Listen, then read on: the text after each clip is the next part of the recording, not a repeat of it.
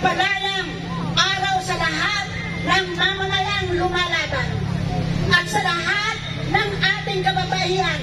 Magandang araw sa inyo. Mga kasama, nandito tayo sa harap ng Supreme Court na dapat pinagkakatiwalaan natin lahat. Pero bagkus, yan ba ang tinitignan natin?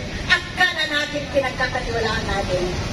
Kami sa kababaihan, kasama ninyo, nakikiisa sa panawagan na dapat i-convict, litisin ang magnanakaw na si Sara. Bakit? Marami siyang nilustay na kaban ng bayan. Alam niyo mga kasama, nakakalungkot na dapat ang pondo na yan ay ginamit sa lahat ng mga pangangailangan ng ating mahihirap na kababayan. Marami sa ating na walang hanap buhay. Marami sa atin na walang pagkain, nagugutom. Sa totoo lang mga kasama, dumaan ako yan sa Arden ngayong umaga. Kitang-kita ko ang tunay na kahirapan ng ating mamamayan. Marami po ang nagkakalakal, talaga nakakaiyak at naiiyak ako nung dumadaan ako doon. Dahil bakit? Ang lalakas, ang kakapal ng mukha ng mga nakaupo na maglustay ng kaban ng bayan. Pero tingnan nyo, pumunta kayo sa Smoky Mountain, pumunta kayo sa Payatas, marami po ang hindi nakakain ng maayos na pagkain. Marami po ang pagkakasakit at marami ang nakatira sa tabi-tabi ng daan. Nakakaya ba natin tanggapin yung ganong kalagayan? Hindi po natin. Sobra na, tama na ang mga kurakot na mga nakaupo. Hindi lang si Sara, lahat, tama si Calyodi, na lahat na nakaupo, sigurado tayo ay meron mga nilustay na napondo ng ating bayan. Kaya mga kasama, hindi po tayo titigil. Lahat dapat ng sektor ay magkaisa. Lahat ng organisasyon magkaisa. Magpalakas tayo ng kilusan natin. Magpalawak tayo upang tayo ang magkakasya. Nananawagan tayo na ang di na natin asahan yung Supreme Court na yan, yung Senado na yan, yung Kongreso na yan, yung Malacanang na yan. Kailangan na natin ang maglilitis sa problemang ito na ninanakaw ang ating pondo ay ang ating mga mamamayan. Tama ba ako? Kailangan na natin malakas na boses, malakas na kilusan para itaga natin.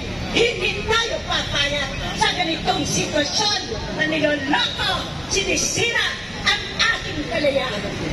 Kaya ulit, mga kasama, mga kababayan, kung mga media, ilagay niyo naman ang tamang paninindigan. Ilagay niyo naman sa media ang tamang panawagan. Huwag po tayo magpagamit sa nagpagbayad ng mga media. Dahil marami yan, alam po natin, sa mga korporasyon, mayayaman natin mga nakaupo, maglalagay lang sila at akala nila sila ang tama. Tama pa rin ang mamamayan magkasama. Malaki ang problema ng ating bayan, hindi ang corruption. Sistema ang problema natin, ang patuloy na pang-aapi, pagsasamantala sa nating lahat. Kaya kailangan natin mag-isip na aksyon na mas matataas sa pagrarani. Kailangan natin magpasya ng nakaraning mamamayan. Itigil na natin ang kalukuhan ng mga nakaupo. Itataga natin lahat. Hindi tayo papaya sa sistemang ito. Kailangan na natin kasi itayo ang sistema na magpapalaya sa ating lahat. Sistema na para sa lahat ng ating mamamayan na lalong-lalo ang ating mahihirap. Kaya ang gobyerno ng mamayan, kailangan na natin ngayon iayos. Magandang tanghali, mabuhay tayong lahat. Ang patuloy lumalaban, tuloy po tayong lahat. Maraming salamat po. Convict! Convict! Convict Sara now!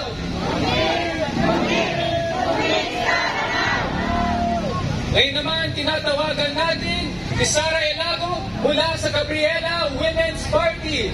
Marcos Singilin!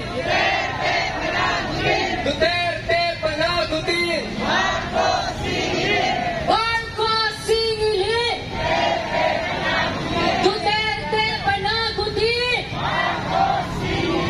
Mga kababayan, nandito tayo kasabay ng unback meeting ng Korte Suprema upang ipakita na ang sambayan ng Pilipino, ang mga kababaihan, iba't ibang sektor ay hindi lamang naghihintay, kundi naninindigan para sa pananagutan. Ipinakita natin na hindi tayo nagpahadlang sa naunang desisyon ng Korte Suprema hinggil sa impeachment trial ni Sara Duterte. Ipinakita natin na hindi tayo magpapahadlang sa ating paglaban. Kababayan, nasa harap tayo ng Korte Suprema. Ang nakalagay dyan, Supreme Court. Pero hindi ibig sabihin sila ay nakakataas sa taong bayan.